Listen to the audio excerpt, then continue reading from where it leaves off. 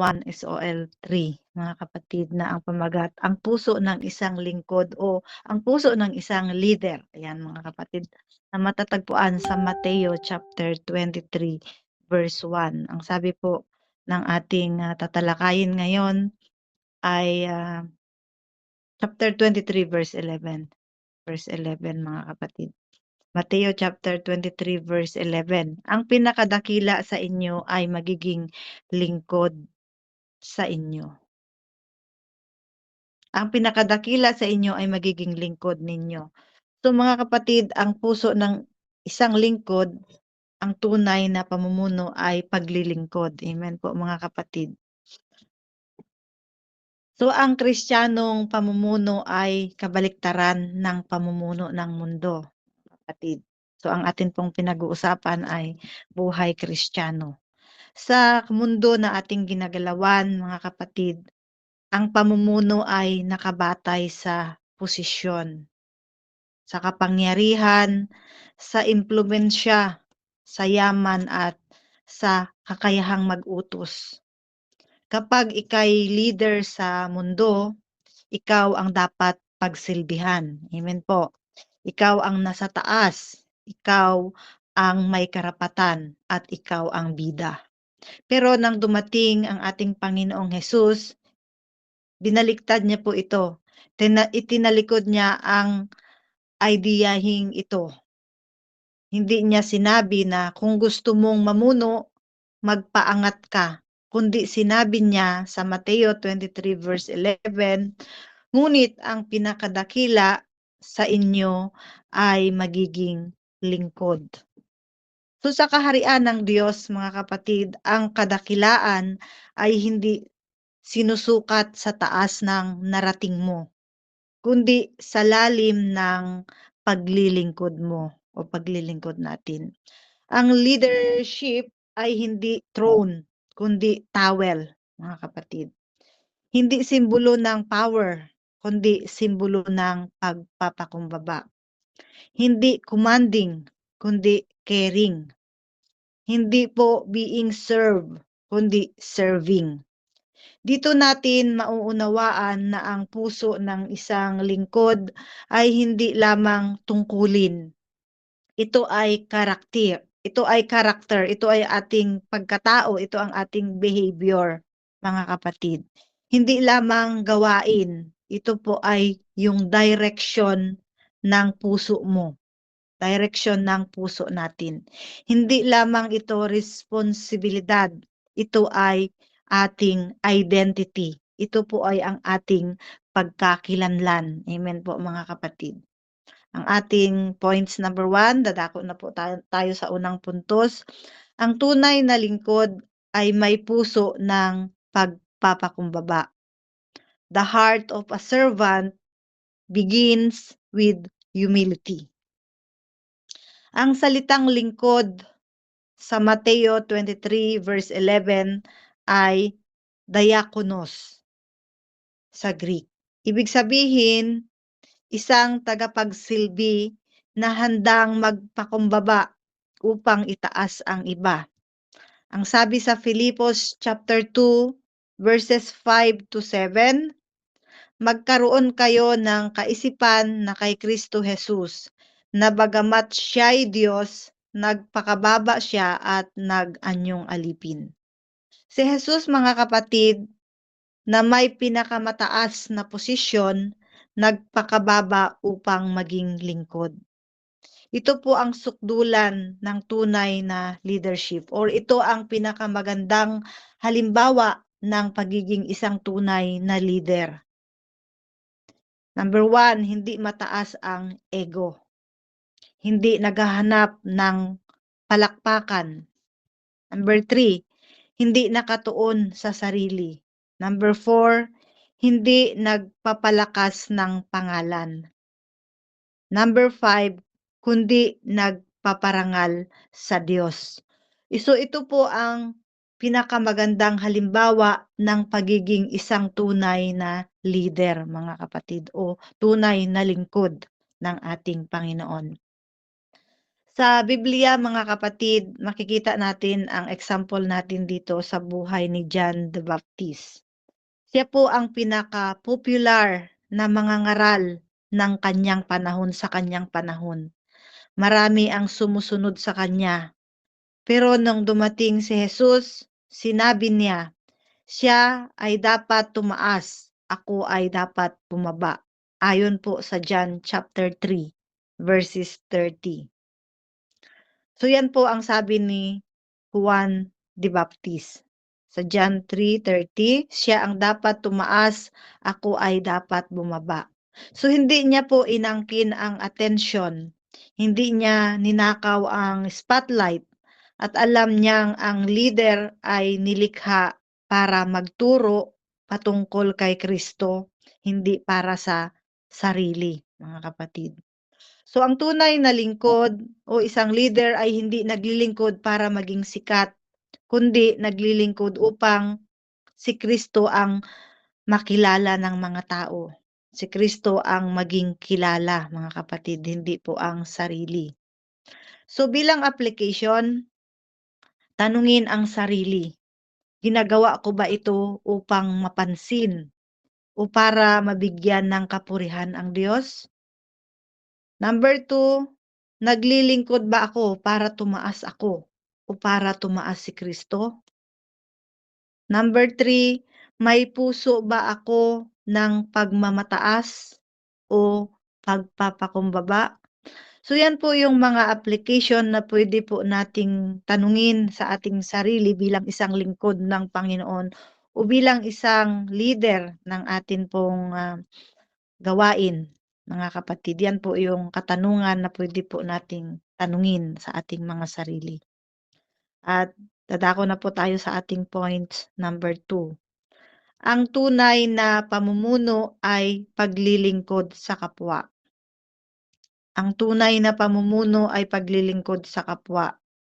Leadership in God's kingdom means putting others first. So sinabi po ni Jesus sa Mateo 23 verse 11 na ating tinatalakay ngayon, ang pinakadakila ay dapat maging lingkod ng lahat. Mga kapatid, sa kaharian ng Diyos, ang leader ay hindi lamang nasa unahan, nasa ibaba po, nagsusuport, nag-aangat, tumutulong at nagmamahal. Yun po ang leader sa kaharian ng Diyos, mga kapatid. Sabi sa Galatia chapter 5 verse 13, naglilingkod kayo sa isa't isa sa pamamagitan ng pag-ibig. So mayroon pong pagmamahal. Ibig sabihin, hindi siya out of duty. Hindi po siya out of pressure. Hindi po siya out of ego, kundi out of love, mga kapatid. So ang tunay na lingkod ay number 1, nakikinig sa pangangailangan ng iba. Number 2, naglalapit ng tao sa Diyos. Number 3, hindi pumapatay ng pananampalataya. Number 4, nagpapatibay. Number 5, nagtatama ng may pag-ibig. Ibig sabihin, nagko-correct sa kapwa ng mayroong kasamang pagmamahal.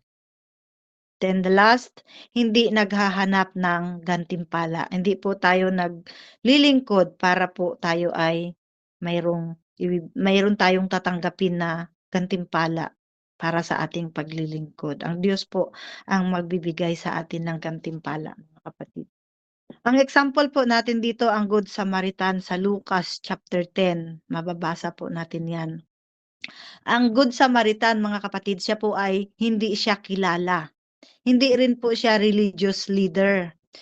Hindi siya nasa mataas na posisyon. Pero siya po ang tumigil, bumaba sa kanyang sinasakyan, yumuko, naglinis ng sugat at nagbayad para sa pangangailangan ng isang tao na kanyang tinulungan. So ibig sabihin siya po ang tunay na leader. Hindi siya kilala pero naglilingkod. nagpakumbaba, mga kapatid. So ang paglilingkod ay hindi tungkol sa galing natin, kundi tungkol sa puso mo. Ang pag-ibig ang DNA ng tunay na paglilingkod, mga kapatid. Ano ba ang ibig sabihin nito, mga kapatid? Pinagmumulan, pinakapundasyon at tunay na diwa ng paglilingkod, ibig sabihin ay ang pag-ibig. Kaya gaya ng DNA na sa bawat bahagi ng isang buhay na nilalang, ang pag-ibig naman ang dapat nasa puso ng bawat gawain ng isang taong naglilingkod. So kapag sinabing pag-ibig, ang DNA ng tunay na paglilingkod, nangangahulugan ito na ang bawat kilos, bawat desisyon at motibo ng paglilingkod ay dapat nakaugat sa pag-ibig. Ibig sabihin nito sa konteksto ng leadership o ministry, ang tunay na paglilingkod ay hindi tungkol sa posisyon, kundi sa pusong nagmamahal. Ang serbisyo ay hindi dapat bunga ng ambisyon, pagyayabang o obligasyon, kundi ito ay bunga ng pag-ibig sa Diyos at sa kapwa. Kung walang pag-ibig, mga kapatid, ang paglilingkod ay nagiging walang buhay, walang saysay o pangkatawan lamang, pangsarili lamang. Pero kapag may pag-ibig, kaakibat nito ang sakripisyo. Kasama nito ang sakripisyo, pagtitiis, malasakit at kabutihang loob, mga kapatid. So kung ang DNA ay bumubuo ng katawan, ang pag-ibig naman ang bumubuo ng tunay na paglilingkod. Ito po ang nagbibigay buhay, direksyon at pagkakilanlan sa sinumang tunay na naglilingkod, mga kapatid. So, kagaya po ng isang Good Samaritan, siya po ang tunay na leader dahil hindi po siya kilala pero siya po ay naglingkod, mga kapatid. So bilang isang leader, yan po dapat ang makita sa atin or bilang isang lingkod ng Panginoon. Ang paglilingkod ay hindi tungkol sa ating galing, kundi tungkol sa ating puso. So mga kapatid, bilang application, may tao bang tinatawag ng Diyos na tulungan mo pero pinapalampas mo, mga kapatid? Nagiging sensitive ka ba sa pangangailangan ng iba? Naglilingkod ka ba kahit walang kapalit o recognition? So yun po yung tatlong katanungan sa ating sarili na number 1, may tao bang tinatawag ng Diyos na tulungan mo pero binaliwala mo? Mayroon ba? Mayroon ba sa ating nangyaring ganun? Nagiging sensitive ba tayo sa pangangailangan ng iba, lalo na sa mga kapwa natin mananampalataya? Number 3, naglilingkod ka ba kahit walang kapalit o recognition? So yan po yung katanungan patungkol sa ating paglilingkod sa ating Panginoon, mga kapatid. Dadako po tayo sa ating points number 3. Ang puso ng lingkod ay nakatuon sa Diyos, hindi sa papuri ng mga tao. Ang puso ng lingkod ay nakatuon sa Diyos, hindi sa papuri ng mga tao. A servant's heart is pleasing God, not people. So ang paglilingkod ay hindi para sa pangsarili natin, kundi para sa approval ng Diyos, mga kapatid. Sa Colossus chapter 3 verse 23, sabi po dito, anuman ang inyong ginagawa, gawin ninyo ng buong puso na parang para sa Panginoon at hindi para sa tao. So ang tunay po na lingkod ay hindi tumitigil kapag walang pumupuri. Ang tunay na lingkod ay hindi tumitigil kapag walang nakakapansin sa kanya. Ang tunay na lingkod ay hindi tumitigil kapag walang nag-a-appreciate. Hindi po natin kailangan ng appreciate. Parang hindi naman ako nakita ni pastor, parang hindi naman nakita ni sister yung pagod ko. Hindi po tayo tumitigil dahil hindi po tayo pinupuri, hindi po tayo tumitigil dahil walang nakakapansin sa atin. Nagpapatuloy pa rin po tayo mga kapatid, tuloy pa rin dahil ginagawa mo ito para sa Diyos. Kaya po tayo nakakapagpatuloy kahit wala pong mga appreciation, walang pumupuri, walang nakakapansin dahil ginagawa nga po natin ito para sa Diyos. Ayon po sa Colossus chapter 3 verse 23. So dito po mga kapatid sa buhay ni David as our example, bago siya naging hari, lingkod muna siya sa tupa mga kapatid, o sa pamilya, o sa hari sa bansa mga kapatid, sa kanilang bansa. Naglingkod siya kahit walang pumapansin sa kanya at doon siya nakita ng Diyos ang kanyang kababaang loob.